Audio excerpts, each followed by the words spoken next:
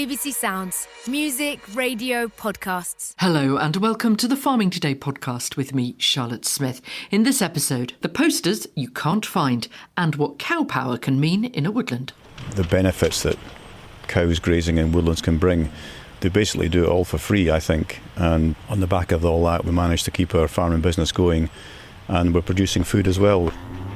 I think that's really important in these sort of communities to try and keep a business going and, put the money back into the community. More on that later. First, talk of tariffs is giving way to talk about a trade deal between the UK and the USA. So we thought we'd try to work out what that might mean for food and farming. The government says they're not going to negotiate on food standards. But given that the US exported goods worth $92 billion to the UK last year, that's about £69 billion worth, and food exports made up just $3 billion of that, how strong a voice can UK food and agribusiness have in any negotiation? I spoke to Chris Southworth, Secretary-General of the International Chamber of Commerce. Well, first of all, nobody knows what the deal is because business have not been consulted properly. So it's an unknown quantity. What we're looking for is a really ambitious deal, with or without the tariffs. I think we should be looking for that anyway. But the big opportunity here is not so much on agriculture or food, where there's big disagreement on food standards, but much more on investment, data, digitalization and trade, improving the trade environment between the US, where we can work together to transform the trading environment globally. Let's look at the agricultural side of things and things that farmers in particular are concerned about. Now, the Prime Minister and the Chancellor have both reiterated that they're not going to negotiate on food standards. So no beef where cattle have been given growth hormones, which are banned here, no chickens washed in antimicrobial washes. What farmers are worried about is that when push comes to shove, they might give way on that. Is that at all likely? We don't know is the answer, but what we do know is that's a complete showstopper in the sense that nobody agrees. We all agree with the farmers on that front. We all want high food standards. There's a big global market for high food standards from the UK. We all, I think, all recognise that the farmers and farming sector is under terrific pressure already. We don't want to add more pressure to that. So I think the farmers in this case have huge support. There are, I suppose, sort of compromises, aren't there? Because the USA does produce beef which isn't fed hormones. So could we, for instance, allow that as a way of just making headway if we needed to? Yeah, I think that's one approach. Quite complicated in terms of how you actually implement that, whether it's a sort of green lane for non-hormone beef and chlorinated chicken and a red lane for the opposite. But that's quite hard to implement when it comes to practical trade and exports and into ports and customs and all the sort of practical processes of trade. You were saying earlier that we know very little about this trade deal because nothing's being consulted on. Would businesses expect to have input? Yes, but I think so would consumers, so would unions, and so would others. So, we have to stand up for what we believe. We can't compromise our relationship with the EU, which is a much bigger trade market than the US. That's our biggest trade relationship. There's a real opportunity to reset that relationship right now. And this, I suppose, is what makes a negotiation with America even more complicated, because we're also looking towards Europe, which has a very different approach. Well, lots of other countries are in similar situations. If you look at the likes of Singapore, they have to navigate around the needs of the ASEAN markets, but also China is the big market on their doorstep, but also the US. It's not an either or, it's a both and, but we just have to find that delicate balance between finding areas of agreement with the US, but also not closing doors on the EU, which is a much bigger market, and keeping doors open to the rest of the world where there is a huge advantage and a real demand for UK goods and services. Chris Southworth from the ICC. When James Colston took on the management of Arisaig Farm in the West Highlands of Scotland more than 30 years ago, he never imagined that he'd become obsessed by the wonderful world of a small endangered butterfly, the checkered skipper. But that is what happened. And by introducing both trees and what he calls cow power to the woodlands, alongside a flock of sheep, he has changed this 10,000-acre hill farm, something he says wouldn't have been possible without support from environmental grant schemes. Well, as part of our week looking looking at agroforestry. James explained his approach to Kathleen Carraher beside a small lock where the checkered skippers will soon be putting in an appearance. Come on, girls. Well, I've just given the cows a little bit of breakfast, really. They spend the whole winter in these woodland blocks, but it's important to get some supplement. There isn't enough, food for them without that. Come on, girls, come on. There's 5 adult cows here. There's one late arrival there. She's had her calf a couple of days ago, and she's hidden it in the woods somewhere. I haven't found it yet, but she knows where it is, so that's why she's a bit late to the party. What effect have the cattle had in this area? When we started this grazing job here, this bit here was solid birch trees because there'd been no grazing in it for 10 years. And it was so thick you couldn't walk in it, And the cattle were introduced to break up these clumps of birch trees and to allow a bit of light in and a bit of open space, which is part of the woodland, really. So now we've got much more of an open mosaic of 30-year-old trees. A lot of birch trees, but in amongst it there's Scots pine, there's oak seedlings coming, and for this type of woodland, that's a success. It's wet, it's boggy in places. You can see the cows are chewing away at these tussocks there, and they're not getting much to eat, but in actual fact, by removing all that rough stuff, they're allowing these smaller plants a chance to get into the light and grow.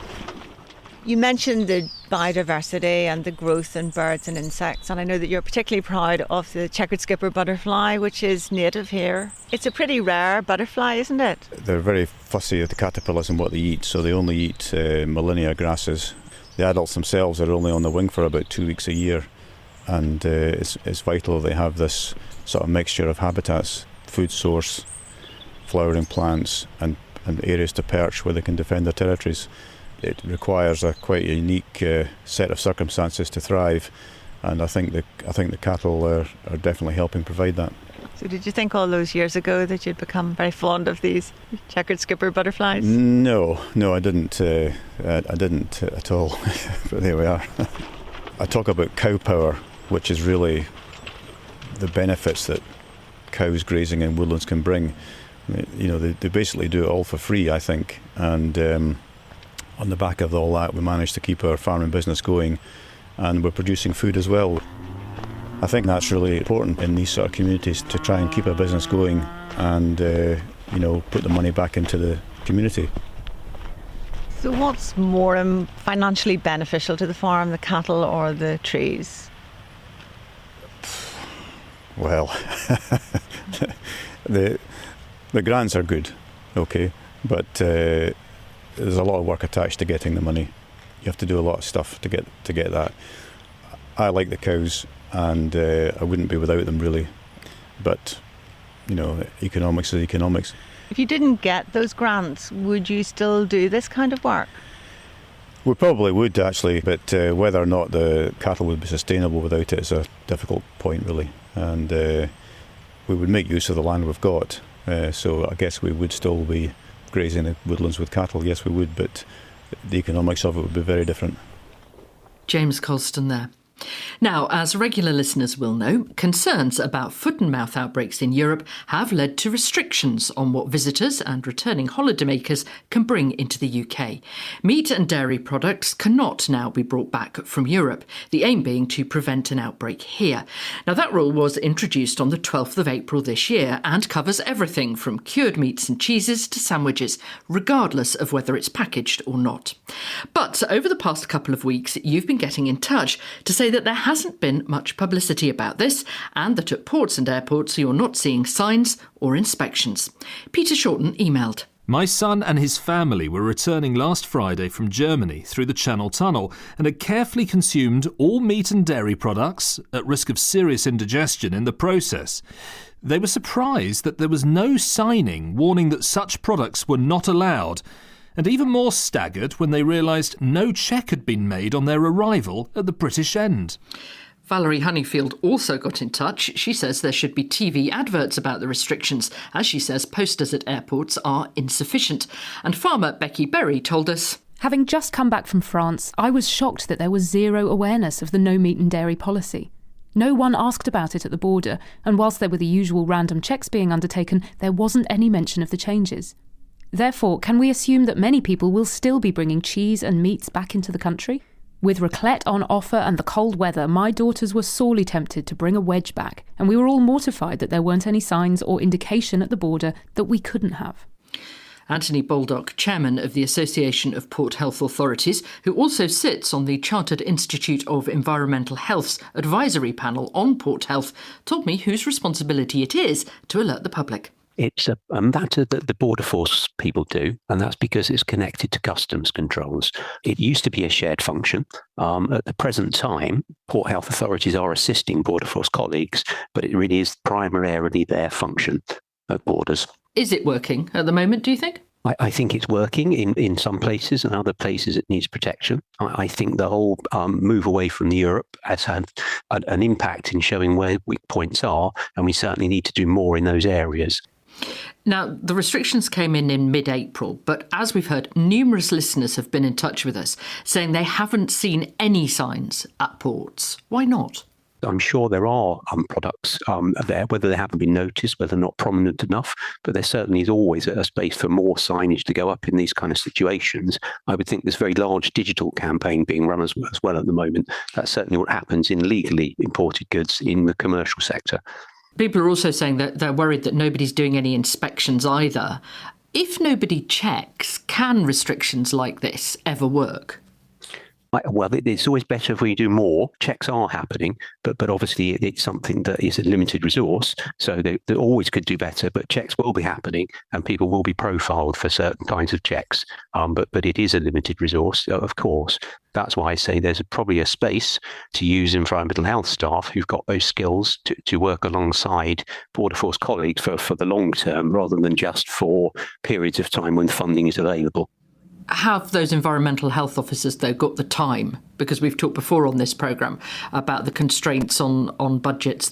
How much of what we're hearing from listeners is going to be down to money? Well, that's very true, and investment does need to come, and that's where we do need more environmental health officers. You're quite right. Local government does have its own struggles with funding, but they are certainly a workforce that aren't utilised in that space well enough at the moment. How confident are you, given where we are, that we can keep foot and mouth out this time? There's always a risk with personal imports, but yeah, I think the focus is right. It's about educating the public. I think many people don't knowingly break the rules, they do it in ignorance. So it's very much about that campaign, and to say this is why we're being asked to do these things and get responsible behaviour in the public. It's about coaching people, I think, rather than catching them. That's the way we'll have most effect. And what would you say to the listeners we've heard from who say they've been in various places coming back into the country with no signs, no inspections, and they're not feeling very confident about this? I think that's something of great importance, and it really needs to be shared with people that are responsible for that policy. So that's obviously a matter of urgency, and that needs to be raised with Border Force colleagues.